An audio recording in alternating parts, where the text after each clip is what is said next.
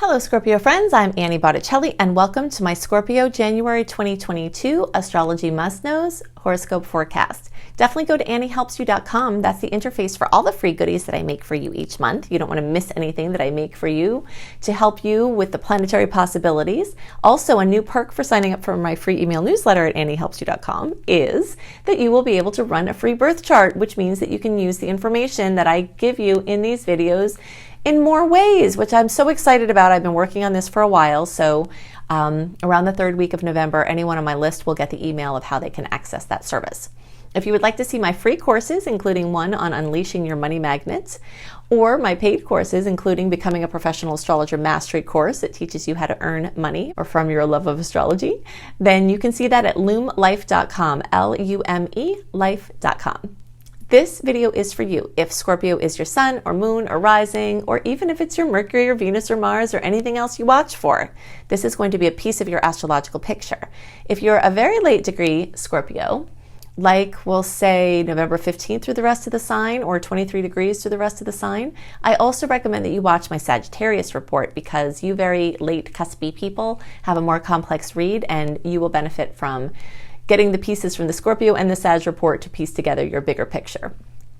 Happy new month, happy new year. We've got lots to celebrate. I'm going to get right into our must-knows. First big must-know is that we are finally getting out of the heat of eclipse season. Eclipses can bring amazing, wonderful changes. They can clear up negative karma and set us on our highest path in wonderful ways. And at the same time, they're usually also stressful, even if the stress is just from the positive change. But there is that change in the air. So October, November, December, we were very laden in heavy eclipse uncertainty, the foreboding, just that change in anxiety in the air, feeling like your finger's stuck in a light socket. So as we get into January, we're stepping out of the heat of eclipse season. Now, we still can have eclipse events and afterquakes from the eclipses that occurred, but it's shifting. So you'll see what I mean. The cloud is starting to shift from those changes, and the normalcy from the changes is starting to set in. So that's very positive. Also, we have something to celebrate that's a must-know, which is that we have more sweet aspects compared to salty ones. Now, it's unusual, it seems like these days, because for a lot of 2021, we had more salty aspects than sweet ones. So whenever we have more sweet aspects than salty, it definitely is one of the layers that I look at when I see what does the month feel like, okay? So there's more harmony in the stars than not. So that's exciting. And plus, what is also behind us is that Saturn-Uranus square. Now, there will be some afterquakes from that for sure. I mean, that is still a storyline that's in effect until the end of 2022. But with every day we pass through the end of December and every day we go into January and into the year, we're getting further from the heat of that. And then from August through November of 2022, we go back for our last lessons of the Saturn-Uranus square. But for January, it's starting to wear off in its clash. So that is something very positive. And if you want a list delivered into your inbox 1 month early of the sweet and salty dates and what you can expect from them, that's another perk that you get when you sign up for my free email newsletter at anniehelpsyou.com. Okay, so the next big must know is that we're stepping right into Mercury retrograde season. We're also in Venus retrograde, which we'll talk about. And because of these reasons, there are parts of January that don't really feel like a new year. It will feel more like a new year, the end of February through the end of April, when we start to wear off of this, Mercury retrograde, the Venus retrograde, post-shadow periods, get into the Aries energy. It'll feel like more of a true new year later, and you'll have your big launch period for doing anything that would require the tides to go out. You want to wait till the end of February for that. But, this is still going to feel like a new year in the way that there's a big karmic cycle that was getting wrapped up from the ending of the Sagittarius eclipse cycle, Sagittarius-Gemini eclipse cycle. So there are aspects of January that will feel like a clean slate, that will feel like there's newness, that will feel lighter from the clearing of that energy.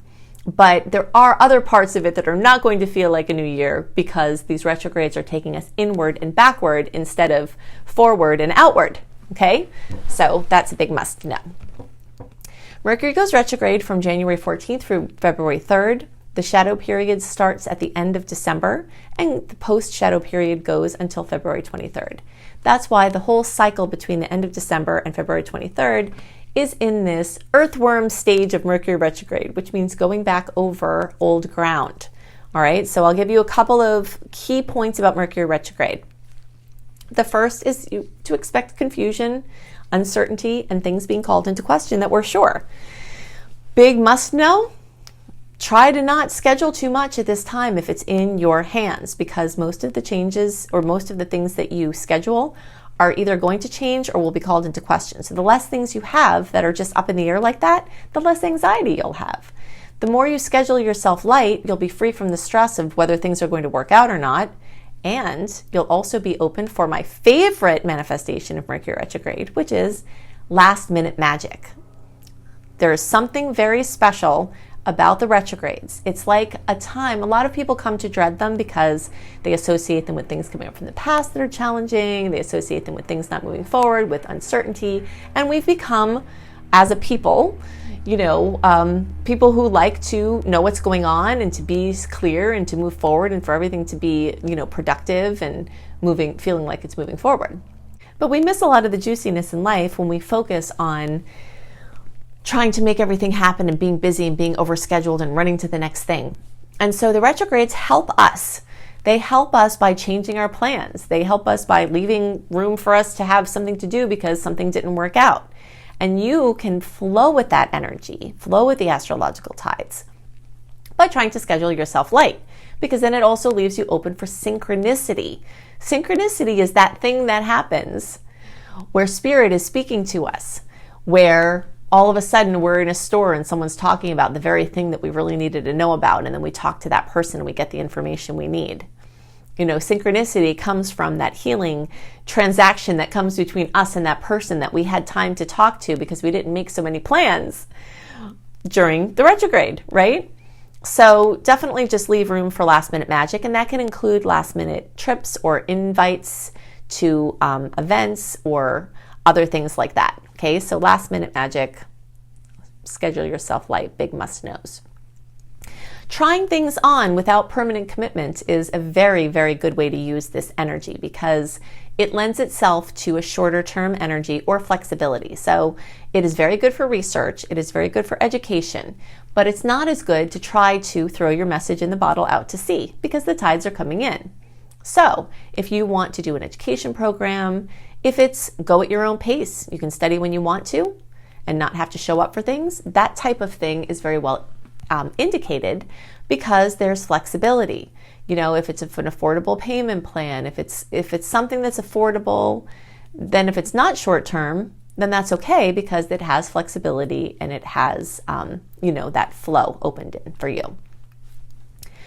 All right, so let's talk more about Venus in retrograde, okay? So some highlights. I'm not going to go into everything that is the most important to know because that would take up the whole video, but I do have a separate video that I highly recommend you watch. If you search for Annie Botticelli Venus retrograde, then you will see that video. But biggest must knows is that Venus rules love and relationships, beauty and design, money and finances. So it covers a lot of ground, and the transit is long. So December 19th through January 29th is the actual retrograde, but the pre-shadow period starts November 18th, and the post-shadow period stretches until the beginning of March. So, must know for that time is you're going to have your Venus goggles on, and that means you might not be seeing things clearly in love, beauty, money, design, finance, relationships. So, experimentation is wonderful for this time in a way that you don't lose what you have. So, for instance, some kind of natural hair color that you can put in and it washes out, rather than dyeing all your hair red, wearing a hairstyle where a part of your hair gets pinned up and it feels like your hair is shorter, but you don't cut off all your hair. Henna tattoo instead of a regular one. Getting a new lotion for a beauty treatment instead of a surgery. So you see where I'm going with this. Anything where you can experiment, do some sprucing up, pay some more attention to some things in those arenas that need it without losing the stability of what it is that you have, because when your Venus goggles come off, they start wearing off, in February into March, you might look back and wish that you had some of the clothes that you threw out, the relationship that you left, the job source that, you decided not to be done with. Some of those stable things that you really just needed to experiment and needed to stretch into some other areas, it's more beneficial if you can hold on to the things that you have while you do that stretching. But it is a great time for experimentation. It is a great time for sprucing up. You will find that you're wanting to pay more attention to your physical appearance, your body, your space. So something else about Venus retrograde is that form, or we'll say function over design, is very optimal. All right, so let's say you've got some money you've got to spend on your house. Instead of redesigning, your house or painting it a new color, touch-up painting and replacing rotting wood would be a great way to use the energy, right? So let's say you can't get your RV out of your driveway easily. Paving over the spot where would make it easier. That's not a design project. That is a functional project. Those kinds of things lend themselves to the Venus retrograde energies because you're getting stuff done. And this is especially relevant because Venus is in Capricorn, and Capricorn is very practical. So any ways that you can use practicality in love, beauty, money, design, that is going to favor, that's going to favor you more. Getting new throw pillows instead of a new couch.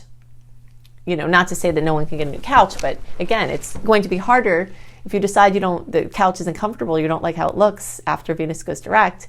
It'll be easier to replace the pillows if you decide you don't want those colors than it would be to replace the couch. So just kind of take these examples and expand them out. I also have a lot of blogs on the topic. If you, at anniehelpsyou.com, I have a whole Venus retrograde through the signs and houses series. Also, if you are born in Venus retrograde or if you are expecting a baby in Venus retrograde, I have a special blog on wonderful traits of someone born with Venus in retrograde. So you can search for that too. Okay, so let's see what else.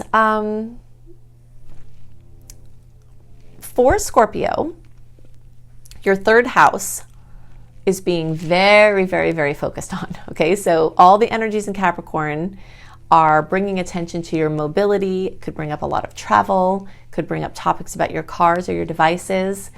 This also, things with your cousins or your relatives could be coming up in a big way. Big news from your sister or your cousin or something like that could be happening. Also, you could be seeing these people or making plans to see the people. Something like that. And this also rules writing projects or other creative projects. So that's very, very full for you. Good news for Scorpio is that the Capricorn energies make a nice angle for you. So as the sun, the moon and the new moon and Venus and retrograde and all of the other placements here are moving through Cap, they're making a 60-degree angle with your Scorpio placement, which is full of opportunities. So this month will be full of opportunities that you have to actually take in order for them to do something with. Sometimes I hear people say, well, nothing happened from this period of time or whatever, we were talking about there. And it's up to you to look for, find, and do something with the opportunities. So you can say, oh, well, nothing happened. But if you really think more clearly, did someone invite you somewhere? Did someone offer you something? Was there something on the table that you could have actualized to do something with? And then that would be on you, right? So sometimes we have to take an active role in our destiny. And when we have 60-degree angles like Scorpio is going to have a ton of at this time, then it's even more important for you to be looking for and using the opportunities that come. And a lot of that is also going to be very focused on money and business and work. Now, I know there are a lot of you who are retired, and obviously for you all, that's not going to be relevant. But the massive amount of people are not retired who are listening to this right now. And so it's going to come up: employment, your job, questioning what you want to do with your life, questioning what you want to do for your work. And again, this topic of experimentation is very, very important, where maybe you start taking classes about something you might think that you want to do in the future. Maybe you take a little side job in the field and see how you like it, or you volunteer doing some work that you think you might want to do.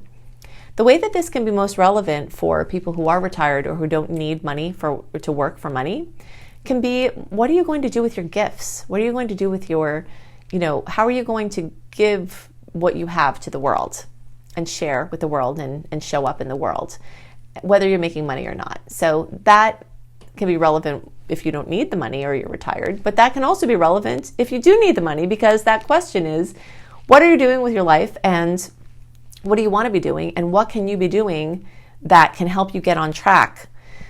The eclipse cycle that ended and the new eclipse cycle that opened up, obviously we're in a Taurus Scorpio eclipse cycle now. So you're going to have a very eventful couple of years as it relates to your income, your spouse or family income, how your resources are shuffled around. And so this is kind of feeding into this bigger picture of what you're going to do. But this is a fantastic time to try some things on. But again, the caution here is to try to keep the stability that you might have while you do your experimenting. Like, try to do those things on the side. Like, if you want to take some classes for a new job, maybe keep your old job so you can pay for the classes, right? So that is happening. All right, you've got Mars in Sagittarius, and this is a little bit of a nuisance for Scorpio energies.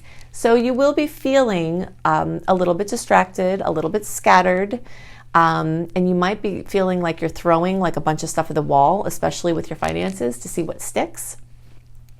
But there's a place for that where you can kind of, again, do this experimenting. All the Sagittarian topics, such as immigration, international business, different cultures, different languages, teaching, learning, education, are going to stay front and center, as they have been for quite a few months now. And the energies of Capricorn that we talked about, plus the Aquarius energies, are starting to come in. Now, this brings a different dynamic for Scorpio energies, because all that Cap energy that is dominating this month is in a nice angle for you. But as we start to move into the Capricorn energy, to the Aquarius energies, that makes a 90-degree angle. That's a pressure angle. So towards the end of the month, and also the retrograde is going to bring this in, because the retrograde will be part in Aquarius, you're really going to feel some kind of pressure with your home and family, pressure with your housing, pressure for if you have a home-based business. So there is some pressure coming, but you don't have to dread it. Just know that it's purposeful and it will help you to get to your goals. Okay, so one thing I wanted to point out is that all of you have chances for kisses from the Capricorn placement, so no Scorpios being left out of that. One beautiful sweet spot, actually the first 10 days of the month is just a sweet streak spree. So we have that to look forward to, and one of those things is the new moon in Capricorn on January 2nd. That will be at 12 degrees of Cap, and that could be beneficial for all of you. But those of you who are in the last few days of October and the first few days of November, the closer to 12 degrees, the more potent, the more you'll get blessings from that Capricorn new moon in the days around January 2nd. And by running your free birth chart online, now you can do it through my email list at anniehelpsyou.com. You can see what your degrees are, so that when I drill down into these degrees, it will be better. And while we're on the topic, we'll just drill down a little more with this Venus retrograde cycle.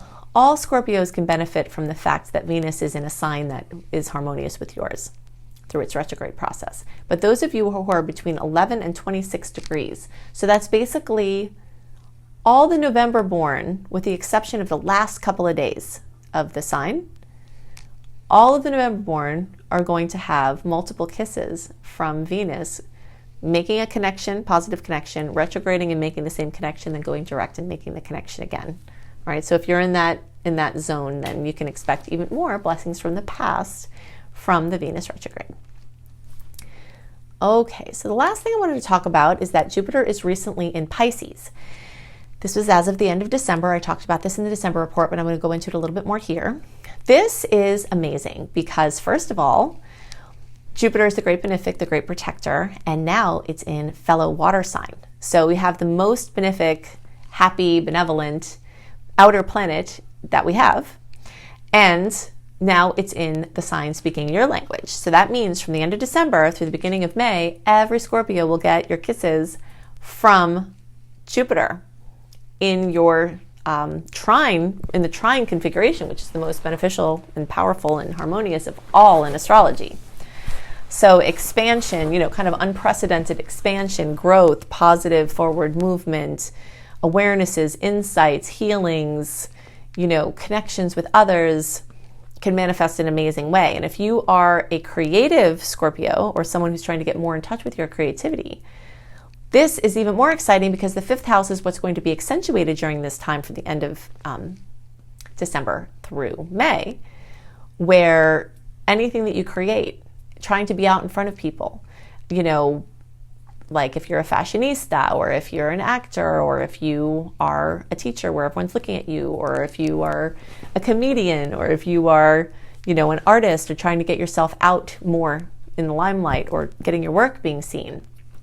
The odds are much greater for that at this time, as are the odds of finding your true love or stepping into a deeper level of perfection in your current relationship, because the fifth house is the house of true love. So this is really, really, really exciting news that a lot of positive, very positive forward movement can be made, even in the retrograde, because Jupiter is working to protect and enhance and really set up that sacred space of union for you in a magical way. So if you're single, you might find that you get very popular here over these times. And if you want to have a baby, the odds are increased for that. Also, if you want to heal your relationships with your current kids, that is expanded. Or having relationships with children that are like your relatives or friends, your baby sector is very, very, very much increased, whether it's your own children or other children. So that energy of creative babies is coming up in a major way. Okay, so I've given you lots of information to help you make the most of this new month and this new year. If you would like even more information, I have a lot more resources for you. Go to anniehelpsyou.com, or you can click on the link below this video. If you click on the little more button with the arrow, the notes will be revealed and the direct link is there. And if you would love to be an astrologer as your profession, or just earn a little bit of money on the side from your love of astrology, or just help yourself and your friends and your family without charging, you will love my Becoming a Professional Astrologer Mastery course. As you can see from all of the things that I do, I'm a teacher. I love to teach astrology. And if you think I put a lot into my free resources, you should see what goes into this crazy comprehensive course, Becoming a Professional Astrologer, which you can see at lumelife.com, L-U-M-E life.com. This link is also in the notes underneath the video. I also have a book. I have multiple books, but the book that is most about astrology is called Planetology, and you can see that at any major booksellers, and it's actually on the shelf at all major booksellers. I hope you have a wonderful month, and I'll see you next month. Bye!